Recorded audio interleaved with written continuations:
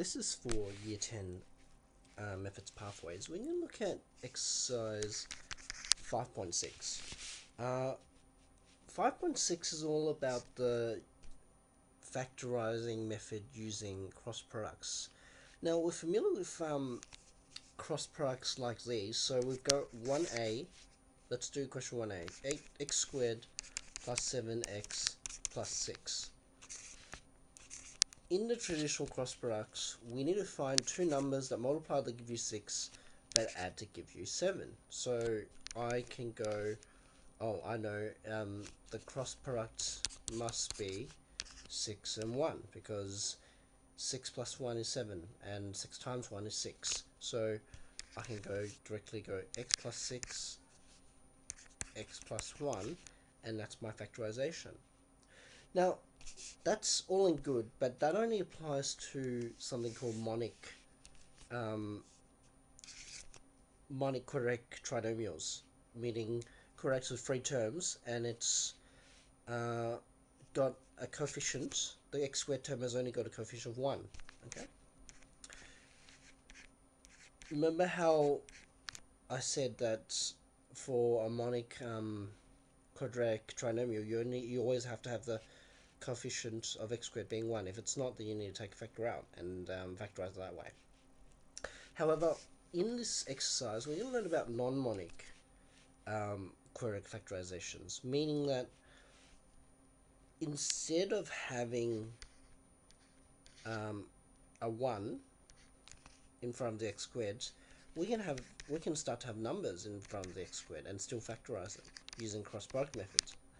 Now, as we can see, the coefficient of the x squared term is 4 in this case. Okay, so how do we deal with the 4? Okay, what I do is I look at the possible factors, possible algebraic factors of 4x squared, Now, there are two possibilities. I can have 4x and x, because 4x times x is 4x squared, and 2x and 2x. Okay. Now, you've got to find the possible pairs, possible factor pairs, for the first term, or the x squared term. So you can see automatically there's a slight complication compared to the traditional cross product method. Okay, where you have just one possibility. It's just x and x all the time. Okay, but now we can see we have two different types of possibilities. Now, then I have to look at the two possibilities, like the traditional cross product method. They multiply to give you 3, so they have to multiply to give you 3 to give 3, but add to give positive 8. Now, I'll explain more about this later. Okay, and it's not exactly the same as multiply to give you 3, but add to give you 8. Okay, so let's find the possible factors of 3, positive 3, 3 and 1. It's pretty simple, right? 3 and 1. Okay, normally in traditional cross products, if I go back to the original example, we go 6 and 1, and we don't need to go 1 and 6, because it doesn't matter. If I go x times 1 plus x times 6, I get 7x. X times 1 times x times 6. You can see that the order doesn't really matter. Okay, I can do it either way. However, with cross products for non-monic types, you actually have to worry about the order. Okay, you have to worry about the order, because when you actually multiply these cross products, so I'll go 4x with 1 and x with 3, you can see that the 4x and the x aren't the same. So I have to consider the possibility of 1 and 3. Because if I go 4 times 3, I get 12x plus 1x, which is 13x, which is not what I want.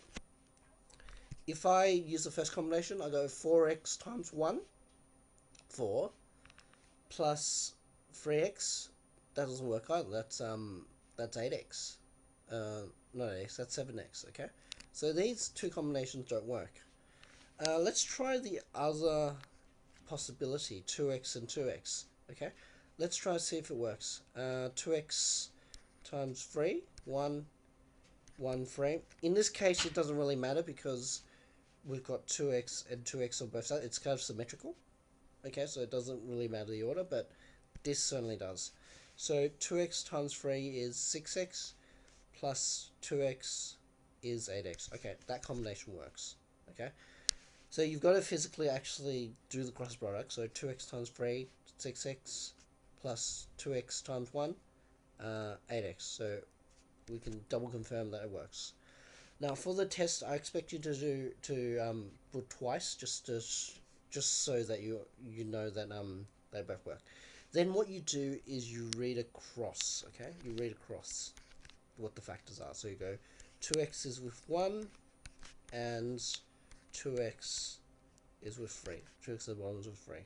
So that's by factorization cross products. Okay. Now the next exercise basically asks you to solve it. Okay. So if I factorize it, if I were to solve it, meaning that you make that equal 0, I can just say, okay, x equals negative version of that value, -1 divided by the coefficient of x, so 2. Okay, x equals -3 on 2.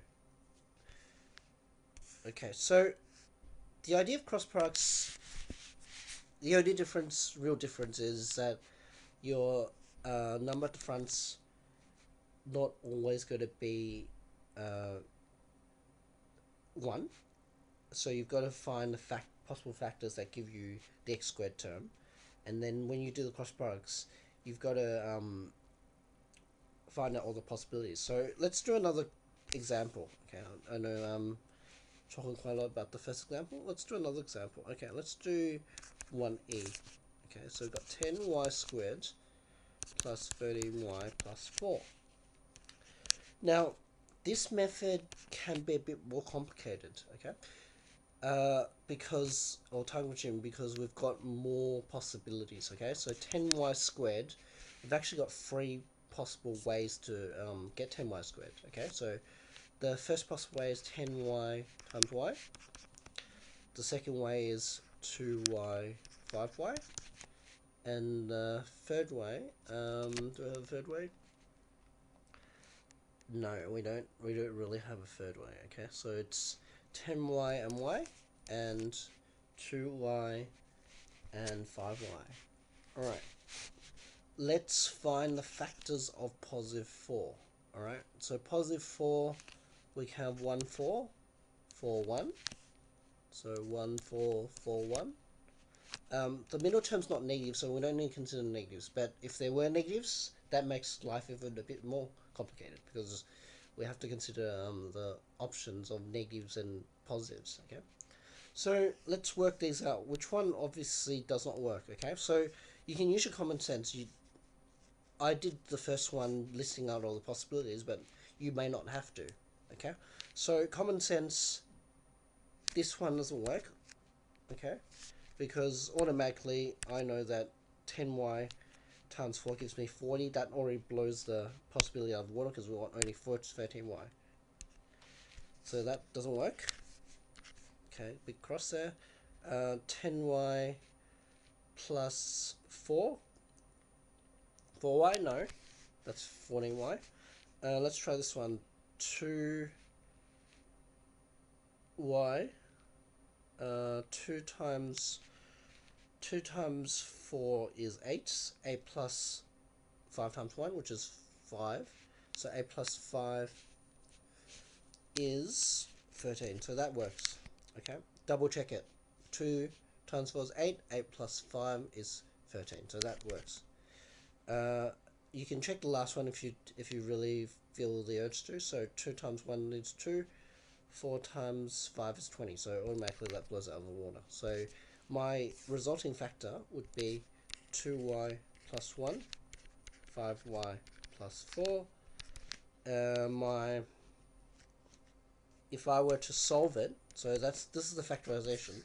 If it says factorize, just leave it like that. If it says solve, then you go y equals negative a half and negative 4 over 5. Okay. Let's do another one. Let's do one with a negative in it. Okay. So we'll do I. Okay, so I 8x squared minus 9x minus 14. 8x squared. So I minus 9x minus 14. Now, because we have negatives, it makes our life a bit more difficult, okay? Because we need to consider the negatives as well.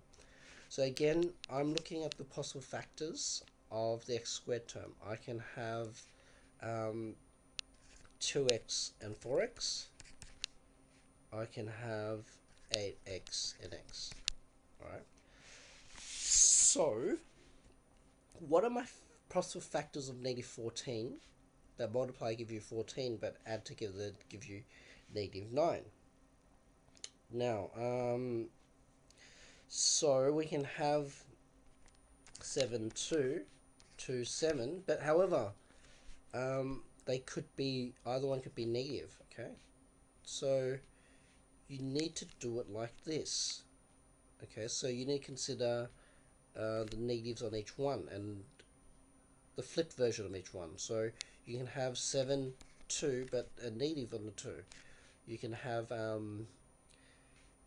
negative 2, 7, but negative on the 7.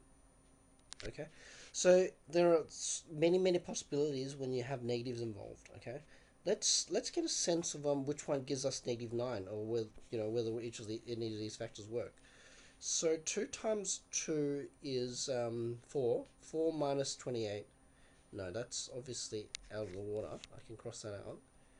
2 times 7 is 14. 14 times plus negative 8. 14 plus negative 8 is, no, that doesn't give me negative 9. 2 times negative 2. Negative 4 plus 28. No, that doesn't work. 2 times negative 14 plus 4. Negative 14, no, negative 14 plus 8 doesn't work either, okay? So we've got to consider another possibility, okay? So let's try, so same idea. We list out all the factors. 7, negative 2, 2, negative 7. 8 times 2, 16. Minus 7, no, it doesn't work. That's negative, that's positive 11. 8 times 7, that's 56 minus 2, that obviously doesn't work. Negative 16 plus 7, that actually works. Okay, let's double check it. Negative 2 times 8 is negative 16. X times 7 is plus 7. Negative 16 plus 7 is indeed negative 9. Okay, so I read across, I go 8x plus 7, x minus 2. Okay, and if I were to solve it, that's factorization. You leave it like that. If I were to solve it for that equals 0, then it'll be x equals negative 7 or 8, and x equals 2. Right, so I've gone through 3 examples. I'll go through more examples in another video of how to do cross products.